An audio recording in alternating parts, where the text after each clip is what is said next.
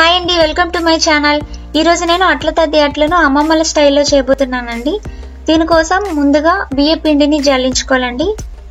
ఇలా జల్లించుకున్న బియ్య పిండిని 2 కప్పులు తీసుకుని అందులో వాటర్ కొద్ది కొద్దిగా యాడ్ చేసుకుంటూ చపాతీ ముద్దలా కలుపుకోవాలండి. ఇది వచ్చేసి మీరు ముందు రోజే ప్రిపేర్ చేసుకోవాలండి. అంటే ఈరోజు మనం అట్లు వేసుకోవాలనుకుంటే నిన్ననే మనం కలిపి పెట్టేసుకోవాలి. మినిమం 14 అవర్స్ అయినా నానితే బాగుంటుందండి. 14 నుంచి 18 అవర్స్ వరకు నానాలండి. ఇలా కలిపి పెట్టేసుకోవాలి.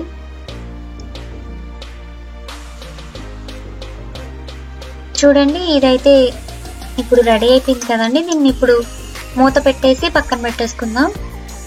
ఇప్పుడు 1 కప్పు మినపగుళ్ళు లేదా మినపప్పు, పొట్టు మినపప్పు ఉంటే అది కూడా వేసుకోవచ్చు.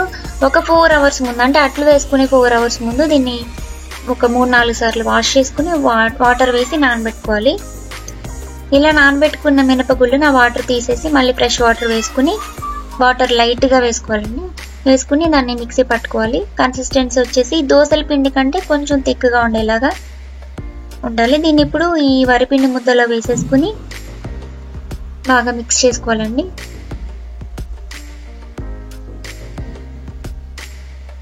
మీరు చేత్తో కూడా కలుపుకోవచ్చు. ఇలా మొత్తం అంతా కలిసేలాగా బాగా మిక్స్ చేసుకోవాలండి. ఇందులో సాల్ట్ వేసుకుంటున్నాను. 1.5 స్పూన్ పడింది నాకు. మరి మీ టేస్ట్కు తగ్గట్టు మీరు వేసుకోండి.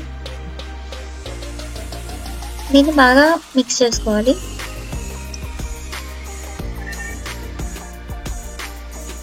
ఇలా కలుపుకున్నటువంటి పిండిని నేను ఇప్పుడు ఒక బౌల్లోకి తీసుకోవాలండి. ఇందులో బెల్లం యాడ్ చేసుకోవాలి. మీ టేస్ట్కు తగ్గట్టు యాడ్ చేసుకోండి.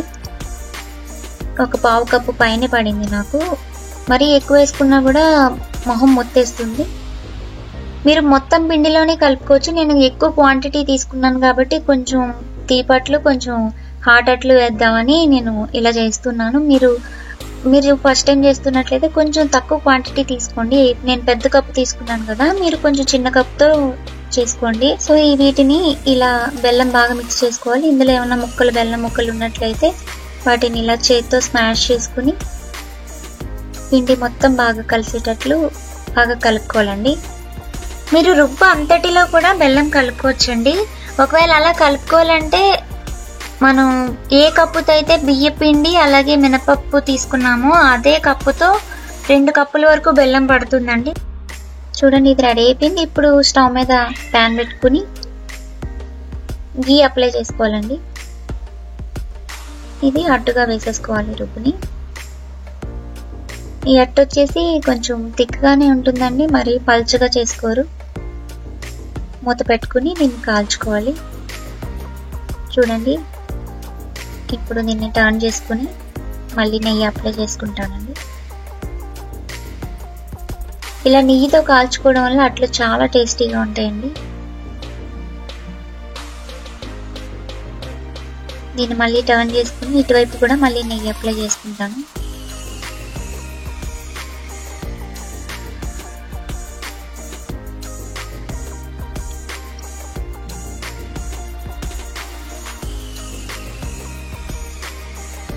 ఇప్పుడైతే ఎవరు ఇలా చేయట్లేదండి. మామూలుగా బియ్యము అలాగే మినపప్పు 2 ఒకేసారి నానబెట్టేసుకుని ఒకేసారి మిక్సీ పట్టేసుకుంటున్నారు. కానీ ఇంతకు ముందు రోజుల్లో అయితే ఇలా చేసేవారటండి. ఇప్పుడు 2వ అట్టు కూడా వేసుకుంటున్నాను.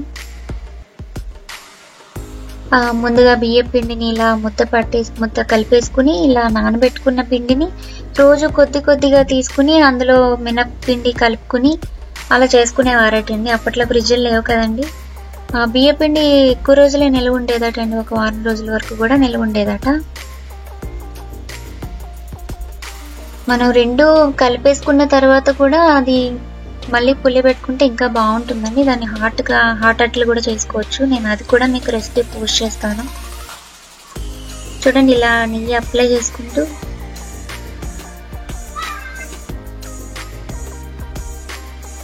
మూత పెట్టుకుంటూ ఇట్లా కాల్చుకోవాలి. ఇది కూడా రెడీ అయిపోయిందండి. ఇప్పుడు ఇలాగే అన్ని అట్లు వేసుకోవాలండి. మీకు ఎంత క్వాంటిటీలో ఎన్ని అట్లు కావాలంటే అంత పిండి కలుపుకొని బెల్లం కలుపుకొని మీరు వాటిలో వేసుకోవాలి. నిజంగా చాలా టేస్టీగా ఉంటాయండి. మీరు కూడా ట్రై చేయండి. మీరు ట్రై చేసి మీకు ఎట్లా వచ్చాయో మీరు కమెంట్ సెక్షన్లో కమెంట్ చేయండి.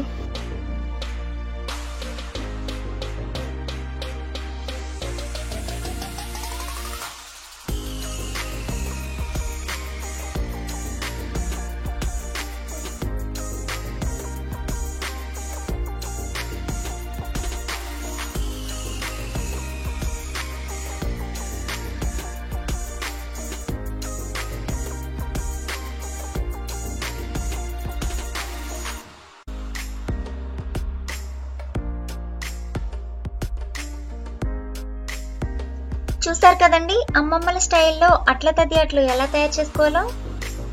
ఈ వీడియో కనుక మీకు నచ్చినట్లయితే ప్లీజ్ లైక్ చేయండి, షేర్ చేయండి, కమెంట్ చేయండి. అలాగే మా ఛానల్ సబ్స్క్రైబ్ చేసుకోండి. పక్కనున్న బెల్ ఐకాన్ కూడా క్లిక్ చేయడం మర్చిపోదండి. Thank you so much for watching my video.